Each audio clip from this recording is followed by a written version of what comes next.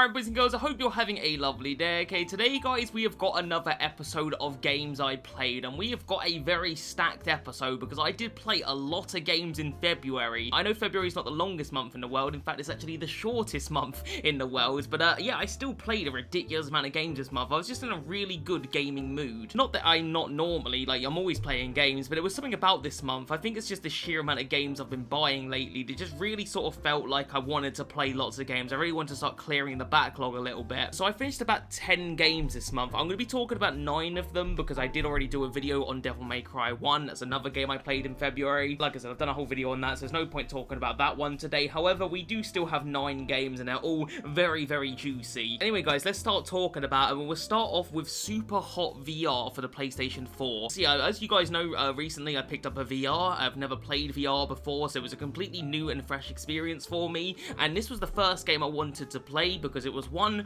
recommended to me by one of my viewers, but also just I wanted to play it. I just always liked the look of this one. And how this game works, guys, is pretty much whenever you move as a person, like if you move yourself, the enemies, they also move at the same time. So if you're completely frozen still, so will the enemies. So every time you even just do this or this, the enemies move, basically. This essentially becomes a little bit of a Matrix simulator, because you'll be weaving in and out of bullets. Like, it's absolutely fucking incredible when you dodge bullets in this game. Feels so ridiculously good. When you shoot a gun, obviously the bullet, like, it moves, and as the bullet moves, so do the enemies and their bullets, so it's a really, really awesome game. Also, this game was very, very short, but it still took me a little bit of time to beat it, purely because it is a pretty difficult game. It's very easy to die in this game. You so much as get hit with one bullet, you have to restart. You don't have a health bar or anything like that, so if you just get hit once, that's it. Like, you gotta go again, and you don't just restart the level. You have like about 3 or 4 sort of levels, and they're all very short levels, all combined into one. You have to redo that whole sort of area again. But honestly, guys, the game was so ridiculously fun that I honestly did not mind replaying it over and over and over again. And there were a couple of times where I was getting a little bit frustrated because I was just replaying it, like, just continuously, but ultimately I had such a great time with it despite it. I absolutely love the weapons in this game. There's not a ton of choices, but just the fact that you can pick up like a, I don't know, a shuriken, for example, or you can use an Uzi or a shotgun. Like, that shit is just awesome, and it feels so good in VR. It's just genuinely one of my favorite experiences I've had gaming, guys. If you have a VR and you've never played Superhot, you absolutely just need to. It is so much fun, and I thoroughly recommend it. So yeah, I'm glad that that was my very first VR experience. Okay, guys, next up we've got a game that I played literally the other day. It didn't take me long at all to beat it, but I really enjoyed it, and that is Wanted: Weapons of Fate. So basically, guys, I've been watching quite a few movies lately, and one of the movies I just wanted to watch that I've not watched in the longest time was Wanted. It's a film that you don't hear a lot of people talk about, but yeah, I just felt like watching it again. It'd been a while, and as I was watching it, guys, I was really, really enjoying it. Like, I was enjoying it way more than I remembered, because I remembered liking it, but I don't remember liking it as much as I did. And yeah, it was about 2 hours long, maybe a little bit less than that, but every second of it was just thoroughly entertaining. And when I finished it, I was like, I kind of want to check out the game, because I knew I had it. And yeah, basically, guys, one of the really cool things about the movie is that they're like assassins, and what they can do is they can curve bullets. They kind of shoot like this. They sort of wrap their hand like that, and it curves the bullets. It's really, really cool. It's like one of the coolest things I've seen in a movie.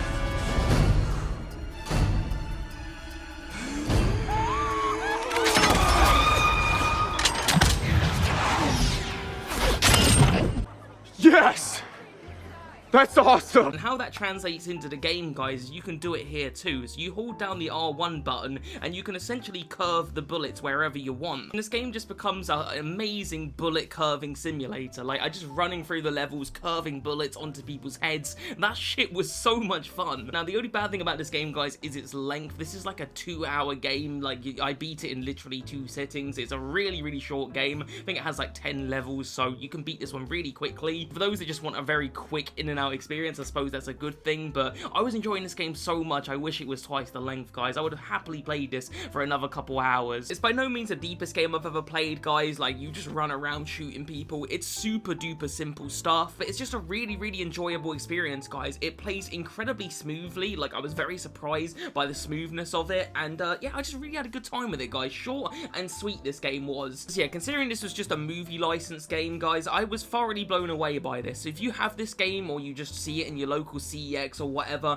just grab it. Like, seriously, this game is super duper cheap and it's amazingly good. Alright guys, next up we've got a PS2 game, and this was a very weird one for me because honestly there's a lot about this game I didn't like, but I did also love it at the same time. It's super weird. Anyway, the game is The Bouncer. So yeah, you guys might be noticing a little bit of a theme here. I've played a lot of very short games this month. Now, for the most part, it wasn't intentional, like with Wanted, for example. I didn't know this game was as short as it was, but yeah, it was. With The Bouncer, though, guys, it was very much intentional. And the reason being, guys, is that I just wanted a very quick game to play at the end of the month. I thought I had a little bit more time, so I thought, you know what, let's just play one more game, but obviously I didn't have time for a massive RPG or anything like that, and I've heard The Bouncer's super short, so I thought, you know what, let's play it, and I did beat this in a couple of days. It's been sat in my backlog for about a year now. I'm pretty sure I picked this up last year from CEX, and yeah, it's a really, really strange game, guys, but I did really like it for some reason. So yeah, let's just get all the negatives out the way, guys, and there is quite a few. So first of all, the voice acting in this game, it's pretty bad, alright? It's not great. It's the kind of thing you expect on a PS2 game, especially Japanese PS2 games, that the voice acting is usually pretty terrible.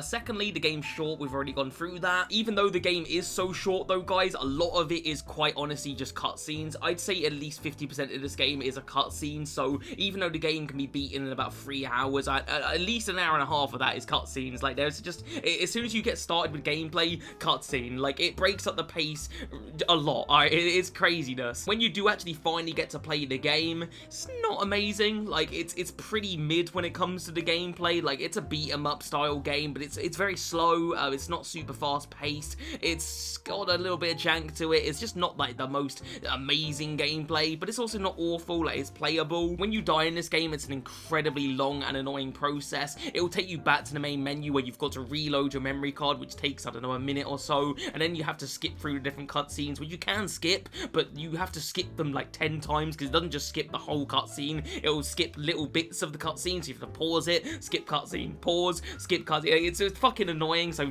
try not to die too much in this game if you're gonna play it. But honestly, guys, like, all of that stuff is bad, but this is like the real one that really ticks me off, honestly, and that is the teammate AI.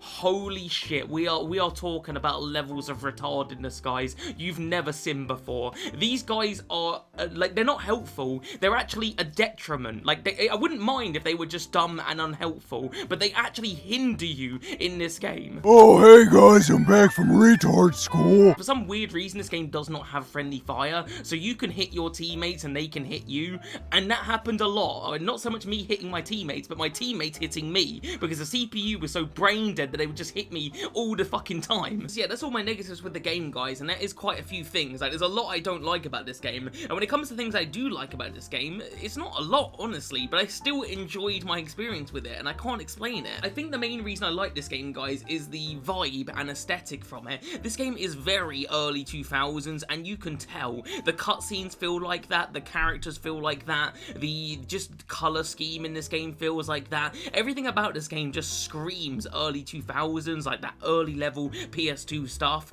and I love that. I just love the aesthetic of these types of games. Games like Zone of the Enders have a similar aesthetic. I really like the way this game looks, and it just gave me, I don't know, it just made me feel good inside. I don't know, I can't explain it. So yeah, even though I've got a laundry list of things that I do not like about this game, I still enjoyed it on the whole. It still was fun to me, so yeah, I'd still recommend The Bouncer, even though it's not great. Okay guys, next up we have got a PSP game, and that is going to be Resistance Retribution. So yeah, out of all the games I'm going to talk to you guys about today, this is the only one that I've not beaten yet, and the crazy thing about this game is that I've been playing it literally all month. I started this game at the beginning of the month, and I've still not finished it. With that said, I'm literally at the end of this game. I think I've got like maybe 1 or 2 more levels left, so it's not going to take me long to beat it, but yeah, this game has taken me a long time. The reason it's taken me so long, guys, or the main reason at least, is I only ever play this game at my mum's house. I usually go over to my mum's house every, I don't know, 3 or 4 days or so. I'll go there at least a couple times a week, so whilst I'm there, I usually bring my PSP, just something to do for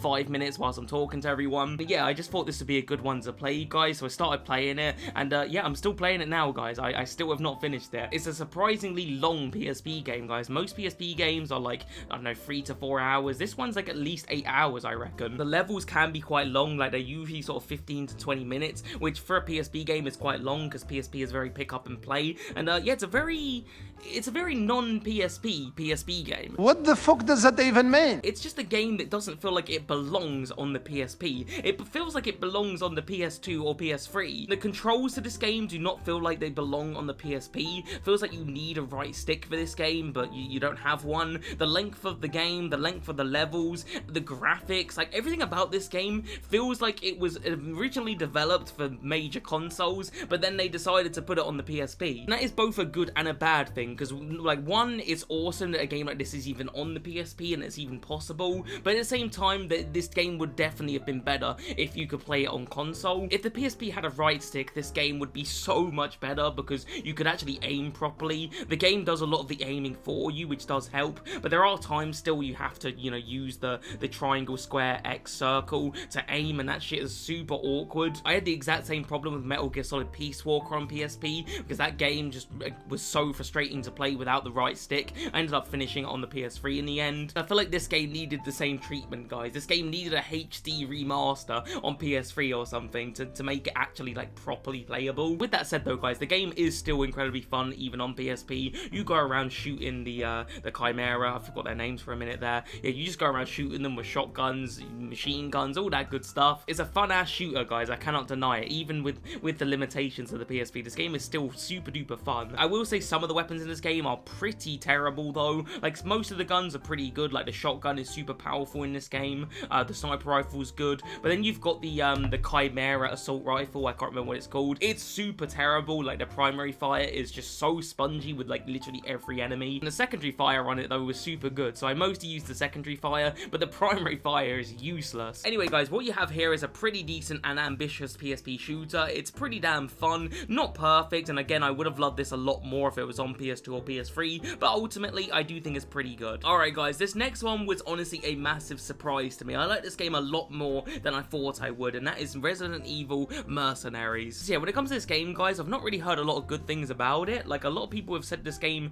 I remember when it was coming out and I saw the reviews, and it was criticized pretty heavily. And this game is by no means perfect, but honestly for a handheld Resident Evil game, I really enjoyed it. You pretty much go around in Resident Evil 4 and 5 maps and kill Resident Evil 4 and 5 enemies. You have a time limit, so you have to kill all the enemies or as many enemies as you can, and it's pretty much the game. It's super simple stuff, very short game, I beat it super quickly, but I had a lot of fun with this game. I'm a massive fan of Resident Evil 4 in particular. It's my favorite Resident Evil by a mile, so the fact that I could kind of just sort of have my own little Resident Evil 4 experience on a handheld, I just really enjoyed that. It kind of made me wish that there was a Resident Evil 4 on the 3DS, because they could have easily ported that, I reckon. It would have been amazing. I found this game just ridiculously addictive because you can basically choose between all the different characters in this game and they've all got different weapons, so it's worth just playing through the levels with different characters, which I did on a few of the levels. Yeah, it's just overall a really fun game, guys. You're trying to get those awesome high scores, trying to get those good ranks, just replaying the levels and going through and killing zombies or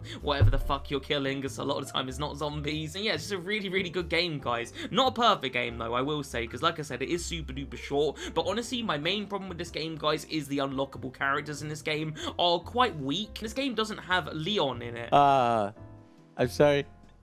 Is that a joke? What? How can you not have Leon in your Mercenaries game? Like, it makes no sense. This game's got a ton of obscure characters in it that just they don't need to be there, and you don't have Leon. What? I don't think Ada's in this game either, if I'm not mistaken. Just bizarre character choices. The costumes are also kind of disappointing, because like certain characters I feel like should have more costumes. Jill, for example. How are you not gonna have Resident Evil 3 Jill costume as an unlockable? So yeah, if this game just had a few more levels on it and a few more unlockables, we would have been looking at a serious hit here. Nevertheless, it was a super fun game and I did not expect to like it, so yeah, I'm happy I played that. Okay guys, this next one is one that I have played before. I've never finished it before, so this is the first time playing through the whole thing. I picked it up very recently, and that is Unreal Tournament 3. So yeah, I picked this one up, guys, in my £10 challenge the other day. This literally cost me £1, so I mean, that's an absolute bargain. It's a game I used to have before, and I do remember really liking it, but I never finished it. This game has like a single player campaign that I did play, but never beat. However, guys, the other day that changed. Okay, I finally beat this game, and wow, what an amazing game this was for a quid. It's kind of like a multiplayer type game where you've got team deathmatch, you've got capture the flag, objectives like that, but because you're playing it in single player, you're obviously playing against the bots, and yeah, it's still really fun despite it not being online. It's not the hardest game I've ever played, guys. It's honestly pretty easy. Not like the easiest game ever, because for some reason this game decided to give you the most brain dead teammate AI ever. But yeah, ultimately I did finish it with relative ease because the enemies in this game were pretty easy to kill. They're kind of mindless, like you can just go around killing people. It's simple stuff. But yeah, back onto that teammate AI. I said that they were bad in the bouncer, right? They were retarded in the bouncer. Nah, Unreal Tournament, mega retarded. These guys are so useless in this game, alright? They couldn't do anything by themselves, and obviously this is a team-based shooting game, so you kind of need your teammates to be a little bit good. I had to hard carry, guys, alright? Thankfully, the enemy AI isn't much smarter. They were a little bit smarter, though. My teammates were specifically... I'm getting passionate here, but they were specifically dumb. But, yeah, anyway, the game's not that hard, so it's not the biggest deal. If it was hard, fucking hell, these teammate AIs would have been a problem. But yeah, you just run around with different guns, guys. There's some really awesome guns in this game, like the flat cannon. The flat cannon was so overpowered. You get close range, blow people literally into pieces. That shit was awesome. You got different vehicles in this game and they're really overpowered as well, and yeah, you just do awesome team-based objectives, and yeah, it's simple stuff, guys, but I loved it. And the campaign itself was actually surprisingly long, guys, like not the longest ever, but it did take me at least I reckon about 10 hours to beat this one. Thankfully the game is like really addictive, so I played it in long sessions, so I got it done in less than a week, and yeah, I really enjoyed this one, guys, especially for £1. Alright, guys, now we come on to a little bit of retro, and this one was really good. I really enjoyed this one, and that is Ridge Racer. So you guys probably know by now that I'm a big Ridge Racer fan. I'd kind of discovered Ridge Racer last year when I played Ridge Racer Type 4,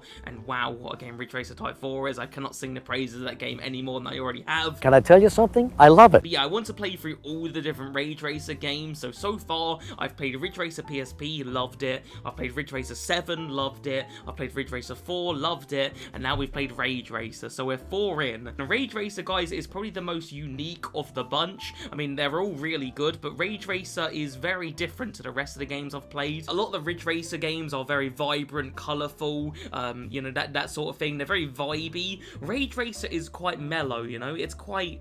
I don't know how to describe it. It's a very grey and dark game, and it's quite... I don't know, it's very different. You can even tell just from the front cover of this game that it is going to be quite a mute game, like in terms of colour. It's a very grey and sort of dark game, you know, it's not as vibrant as the others. What's also quite unique about this game, guys, is the amount of tracks. There's only 4 tracks in the entire game. Like, this game, it does not have a lot to offer when it comes to, like, different race courses. With that said, though, guys, I didn't really mind that because, honestly, like, when it comes to this game, like, it's not the easiest Ridge Racer. I'd even argue it's maybe the hardest Ridge Racer that I've played. So only having 4 tracks allowed me to really master them. If this game had like 20 tracks in it, it would have been really difficult to really get used to each and every track. But because it was only 4 of them, replaying them over and over again really allowed me to get good at racing on them. And this game is just really deep when it comes to the mechanics, especially for a PS1 game. This is not as simple as it might appear. This game has a ton of cars that are automatic only, which are super hard to master. I was no good with the automatic cars, with the manual cars, sorry. I was good with the automatic ones, not the manual ones. Yeah, it's a game that you can like grind as well, because you'll be replaying the levels over and over again, and you'll get more money, and you'll be buying new cars and stuff, and you'll basically just work your way through the Grand Prix. And yeah, it's a really addictive game, guys. I thoroughly enjoyed it, and very different to the other Ridge Racer games. Also, guys, I nearly forgot to mention this, but this is actually quite important to mention. I played the entirety of this game in first person. I never ever do that. I mean, this is the first time I've ever done that with a racing game. I really do not like playing racing games in first person, guys. It doesn't feel right. I like to play them in third person, but with Ridge Racer, it just doesn't feel right to play it in third person. It only feels right to play in first person. It's the only way I can actually play this game properly. So yeah, that was like super unique, guys. So my entire experience with Ridge Racer, I mean, is summed up with that word, unique. I just found it very different to the other games in the series, but that's definitely not a bad thing, guys. I really enjoyed this one. It was fun, it was grindy, but in a good way, like a fun kind of grind. I loved unlocking different cars. I loved mastering those tracks, and yeah, I finished the Grand Prix mode, guys, and I had a great time doing so. So yeah, if you like the Ridge Racer games, guys, give Ridge Racer a go, because it's very unique. Alright, guys, we've got 2 games remaining, and these next 2 are really good. We've maybe even saved the best 2 till last. Anyway, the game I want to talk about now is going to be Tomb Raider Anniversary. So yeah, this is another game, guys, I picked up in my £10 challenge. So I played 2 out of 3 of the £10 challenge games that I picked up. Yeah, this one, guys, really blew me away, because I've never really played that many of the Tomb Raider games. I've played the reboots, I've played the reboot games, and I really enjoyed those. I've not really played the PS1 or PS2 ones though. I've dabbled with the original when I was little, like when I was very little, and I was no good at it at all, but that's about it, guys. I've not really played them. Yeah, I really wanted to get into this series, guys, because I've seen gameplay from the remastered trilogy, and it just made me want to sort of get into it more. So I thought, you know what, I'm going to give this one a go first. I'm going to give Anniversary a little try, and yeah, I really enjoyed it. If I'm not mistaken, this is a remake of the original game, so when I do eventually get that that remastered trilogy, I might skip over the original and go straight to straight into Tomb Raider 2. Yeah, it's a really amazing game, guys. It's not at all what I expected, because again, all I've really played is those reboots, and in the reboots, those games kind of play like Uncharted, like they're very action heavy, lots of killing and that sort of thing, and I kind of expected the same here. But you'll be surprised to know, guys, that this game doesn't really have a lot of action in it at all. There is some action, but most of this game is exploration, puzzles, and that sort of thing. When you do finally get some action in this game, you kill a lot of animals. Like Laura just doesn't like animals or something. Well, actually, I say that she doesn't like animals. Animals don't seem to like her. You'll be getting chased down by tigers and apes and all sorts of animals in this game, with the occasional person, and there's also some supernatural enemies you have to fight. Yeah, it's just not what I expected, guys. I kind of expected this game to be mostly action, but honestly, it really wasn't. It was like 90% of this game is puzzle solving and puzzle soothing. I can't speak today. English, motherfucker! Yeah, that's honestly not really my thing, guys. I'm not really a big guy when it comes to solving puzzles, and, you know, I'm not really massive on exploration in games. I'm kind of just a mindless guy. I want to go around shooting people. That's what I like to do. But I really enjoyed it, guys. I loved every second of this game. And this game's puzzles were pretty simple. Like, they weren't too difficult to sort of figure out on my own, so I didn't really have to look up walkthroughs for this one. And yeah, I really enjoyed the platforming in this game as well. The platforming in this game feels fantastic. It feels like something that kind of belongs on the PS3 when it comes to how good the game feels and controls. It really did sort of blow me away a little bit with it. Yeah, there's just something about playing as a chick with two freaking handguns, shooting everyone in sight, jumping around on whatever she feels like, and yeah, just raiding tombs. That shit was fun to me, so I really enjoyed my first real Tomb Raider experience, because again, the reboots are very different. So yeah, I think next up, guys, I'm going to play through Tomb Raider Legend, so I'm going to be looking out for that in a CEX at some point. After I've played through Tomb Raider Legend, I think I'm going to play through Tomb Raider Underworld, because I've got that one on my PS3. Then once I've done those two, I'm then going to jump onto the remastered trilogy. So yeah, I'm looking forward to playing more of the Tomb Raider games. Okay then, guys, last but not least, we have got a PS1 game, and wow, this game was incredible, and that is No One Can Stop Mr. Domino. So this is a game that I got for Christmas from my older brother. I didn't know too much about it, but he bought it for me, and I was quite surprised because it's not a cheap game. This game is like 50 quid with the manual, so I was really shocked when I opened it on Christmas. Yeah, like I said, I didn't really know like anything about this game, so I kind of just put it in, you know, just half expecting something weird and wonderful, and that's exactly what I got, guys. This game is very weird, and it's very wonderful. So yeah, pretty much, guys, this game is sort of set around a track, and on the track you've got different switches, and in order to activate the switches you have to set up dominoes and knock into those dominoes to hit the switches, if that makes sense. So if you just want to play and beat this game, it's quite simple, you know. It's not like the hardest game to beat if that's all you're looking to do, but if you want to get high scores in this game, it can get pretty damn tough and very addictive, because what you can do basically, guys, is you can set up the dominoes to basically hit the switches, but you can hit them all in a row. So once you've hit one domino, it then knocks into more dominoes, and those dominoes knock into all the different switches, and the more switches you can hit in a row, the higher scores you'll get. I hope I've described that properly, but yeah, this game becomes ridiculously addictive. I must have replayed that first level 100 times just so I could get all the switches hit in one go. Level 2 as well is like a set in like a supermarket, and I replayed that level over and over again, and I just went through all the different levels and just continuously replayed them. Are you on drugs or alcohol? No, sir.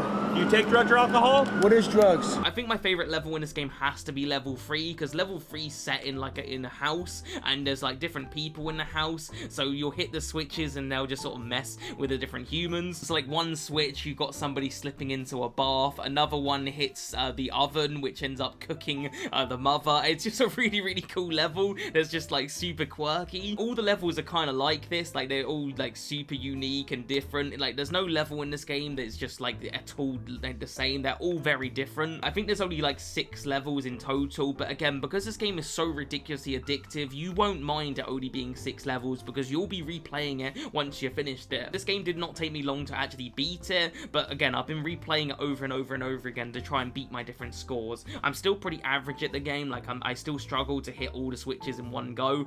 That is quite tough to do, but my god, do I love this one, and I will keep replaying it because of how good it is. Anyway, guys, that is all the games that I played this month, minus Devil May Cry 1. I played a lot of games this month, and I had a really good time. So yeah, I'm looking forward to playing some more games next month, guys. I hope you guys are looking forward to hearing my thoughts on even more games in March. But that's going to do it for today, guys. I hope you guys enjoyed. Like the video if you're new, subscribe, all that good stuff, and I'll see you guys in the next one, alright? Peace.